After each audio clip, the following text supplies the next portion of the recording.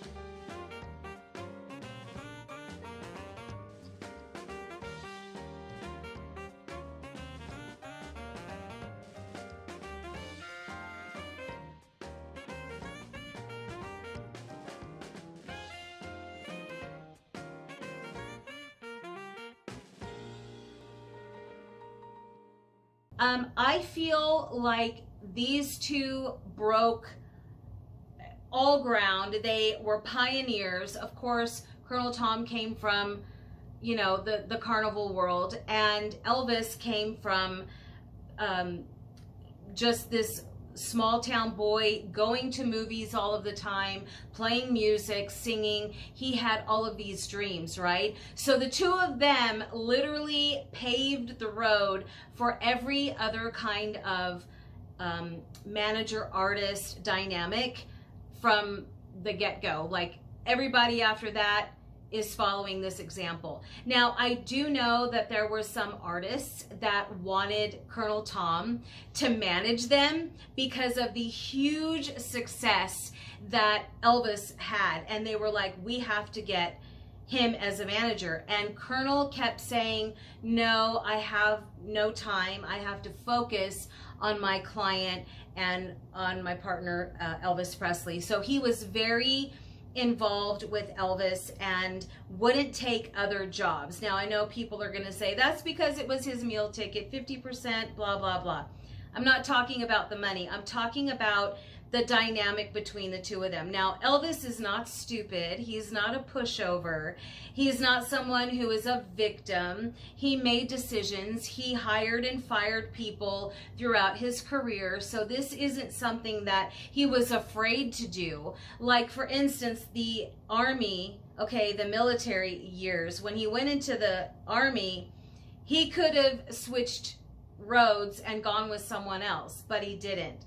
And he chose to stay with Colonel. And that was before any of these really big contracts came in to where, you know, he could have left at that time and severed all relationship and not continued with the partnership because there really wasn't anything big in the balance. No Vegas shows, no movies, no real big projects because he was in the military. So the idea that he didn't do that tells you something, you know. there are some firsthand accounts. Charlie Hodge, of course, Joe Esposito, a couple of other people who were close, who were in that inner circle, had said that Colonel Tom was not this like villain type person. He was very friendly, and he liked children, and he attended, you know, all of the events that the families, the Memphis Mafia, all of their families, you know, birthday parties, Easter parties, things like that.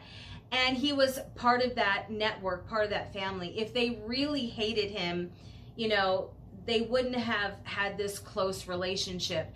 And, you know, he was a charitable person. That's something else that Joe Esposito has said before in his past. Now, I'm not coming on here to defend anything that Colonel Tom has done. What I'm just trying to say is that their relationship personally and their partnership professionally is very interesting. And I just want to say that I adore Elvis so much, but I don't think that he's a victim here.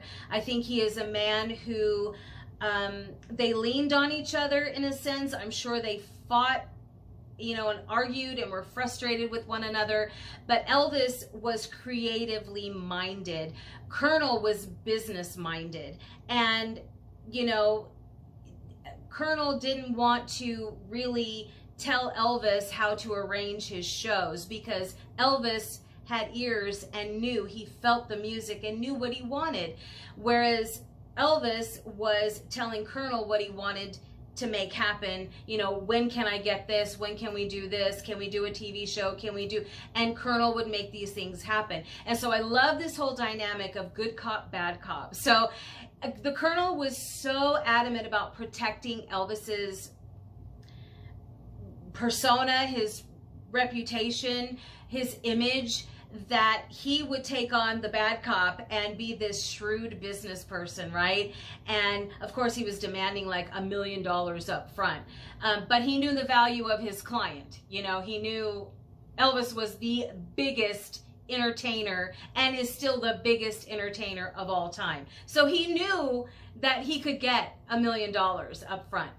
And so what I'm saying is that the dynamic isn't so dire. It's not so, you know, black and white. Like, you can't just say victim, villain. You know, there was a partnership obviously there. They worked together for 20 years and a little under 20 years. And so it was lucrative for both of them. Now, they both had their spending habits.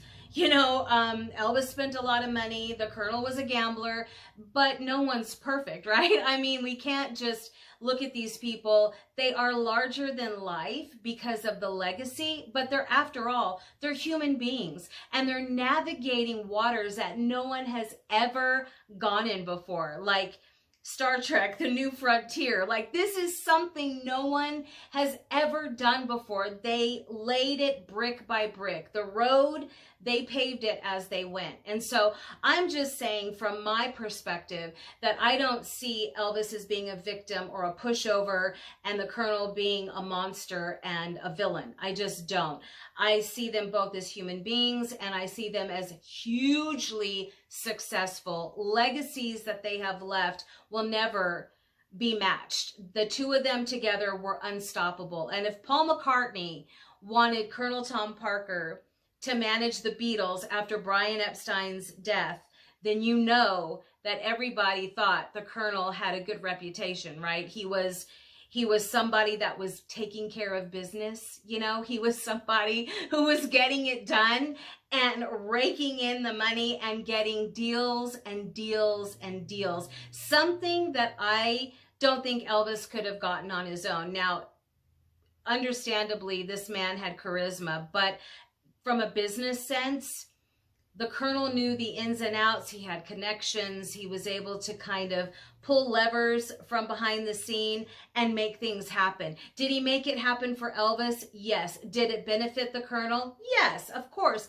That's the way the manager-client relationship works anyway, regardless of the percentage. You're supposed to have your client's interest in mind, best interest, so that you can make money as well. And that's all he did. But he took 50%. I know. Don't come for me in the comments. Okay, guys, I am going to leave you with this little bit of video to show you the story from someone who was in the inner circle, okay? Don't forget, check the community page every Saturday, and Elvis video. Don't forget to subscribe. I'll see you guys next week. Bye. He was a very generous person. And Colonel Parker was too. A lot of people don't realize that. Colonel read in the paper one time where the U.S. Potomac was President Roosevelt's boat at one time, and it was going to be destroyed. It was going to be scrapped. It was just getting old, and they didn't know what to do with it. Colonel came up with an idea. He went to Elvis and said, Elvis, let's buy this boat since it's a piece of history, and we'll donate to somebody where they could charge admission for people to go on and look at it and get the money for charity. So Colonel went to the March of Dimes, which that was President Roosevelt. He started that charity organization, so he figured that's the best people to go to. He went to them, and they didn't want the boat. They didn't want the responsibility. They didn't know what to do with it. So Colonel ended up giving it to Danny Thomas for the St. Jude organization.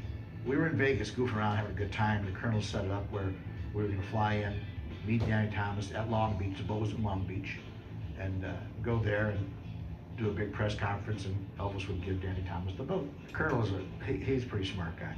He looked at the boat. It was really beat up. It didn't look too good. So he had somebody paint the whole one side of the boat, the one side where the dock where the press would be able to see it.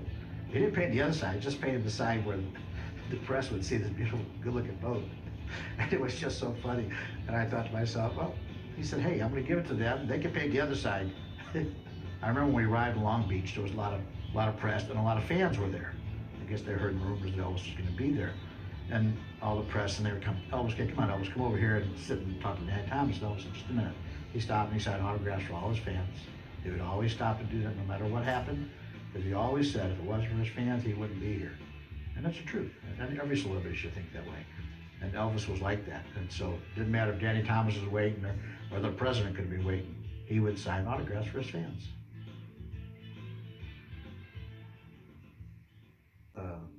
Wrong impression of Colonel Tom Parker, Elvis's manager.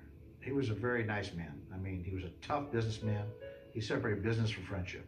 That's very important. And I don't think anybody else could have handled Elvis Presley except for Colonel Tom Parker. They had an agreement. They were partners. They were a team together. People don't realize it. All they hear is how tough the Colonel was.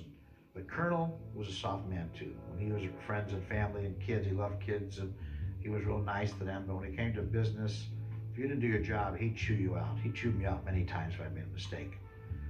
But the relationship between the two of them, they would sit and talk privately alone. They would talk their business. So the stories about Colonel taking advantage of Elvis is not true. I mean, Colonel made mistakes. He was a human being. He made his mistakes in business and some deals he made. But overall, the two of them were a team. And that's what people have to understand. I remember my first experience when meeting Colonel Tom Parker. We were in Nashville doing a recording session, and the Colonel didn't know who I was either. So, and a Chicago guy. And so I meet him, and fine, he was very distant for a while.